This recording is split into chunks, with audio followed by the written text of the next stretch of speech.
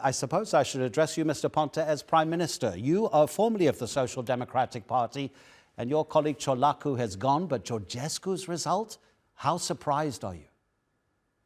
We are really shocked, not just myself, but the whole political establishment, because it's the biggest surprise since the fall of Ceausescu in Romania 35 years ago. Mr. Georgescu came from nowhere. He is not a very known person. He doesn't have a party. He's not participating in TV shows or interviews. He was just promoting himself on TikTok and Telegram with very simple messages like I want peace for Romania. We want to use only Romanian products. And he's leading, and he's definitely the favorite to become the next president of Romania, a country member of European Union, NATO, and having a long border with Ukraine. How far right is Georgescu? Gheorghe Simeon's party, Simeon also ran, of course, but he's out of the second round. Now, he's told his supporters to support Georgescu. But Simeon had thrown Georgescu out of his own party because he was too far right. He had praised leaders of the Iron Guard, a Romanian fascist movement, during World War II. Is this really what Georgescu is? You know, the Romanian politics, it's sharing the Byzantine tradition of people fighting and then getting back together.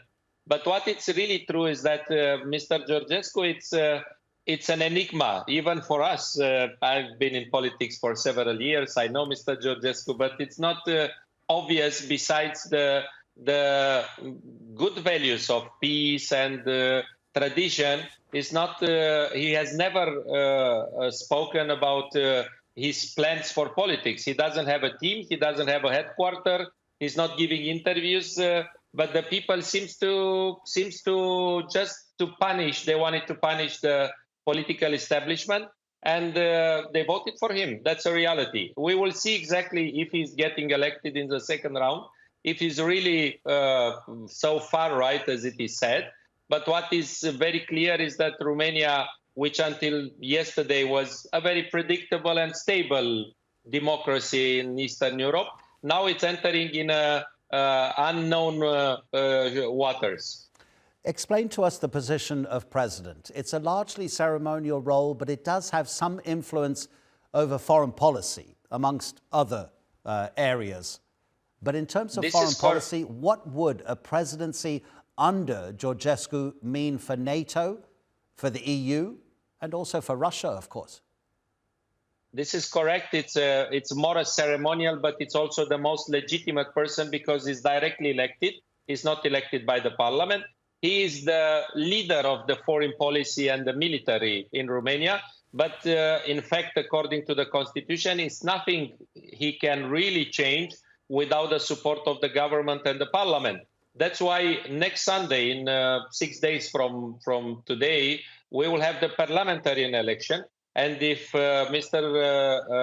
Calin Georgescu will be also able to secure a parliamentary majority, then of course he will have all the powers to change the main direction of Romanian politics. I would say that us, the Social Democrats, we will be still on the first position.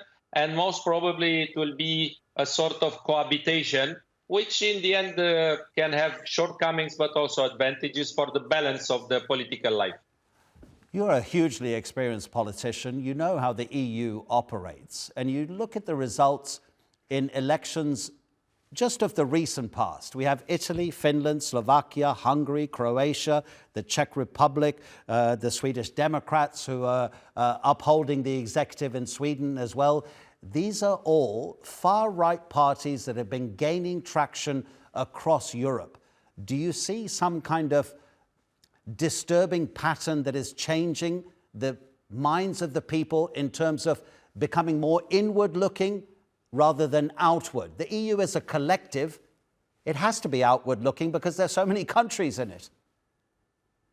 I would be even more harsh regarding the European leadership, which in fact, I cannot say it's a real leadership.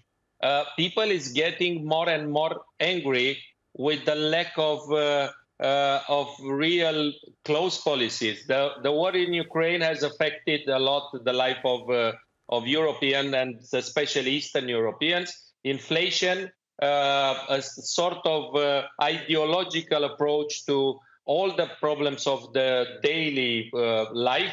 And I would say that Romanians are just following the path of other nations, the ones that you mentioned before. And the people who voted most for Calin Georgescu are the Romanian living abroad, the Romanian living in Italy, Spain, France, United Kingdom. They voted massively for Calin Georgescu. And if the European Union, if the European Commission, European Parliament is not able to understand that it's a real frustration among the European people, political life in Europe, it will be more and more dysfunctional. Your country shares a very long border with Ukraine. What will happen if Georgescu becomes, it's December the 8th, the second round. If he becomes president, how will he interact with Volodymyr Zelensky? Very poorly, definitely. But until yesterday, Romanian government and especially the Romanian president, we've been the best student regarding Ukraine. We have given all our support. We have opened our border. We even affected our small and local business, just opening the market for Ukrainian products. I think that played in favor of Mr. Georgescu, who said something like, we want peace. We don't have to get involved in this war. And most probably, if he's going to get elected, he will not be a pro-Putin or pro-Russian president, but he will look to the new policy of the new elected president of the United States, Mr. Donald Trump. And definitely that will mean that Mr. Trump will have some important allies in Eastern Europe following his new policy regarding Ukraine. You know, like former US presidents, they always call them Mr. President. So, Mr. Prime Minister Ponta, thank you so much indeed for your time. It was a great pleasure to be your guest. Thank you.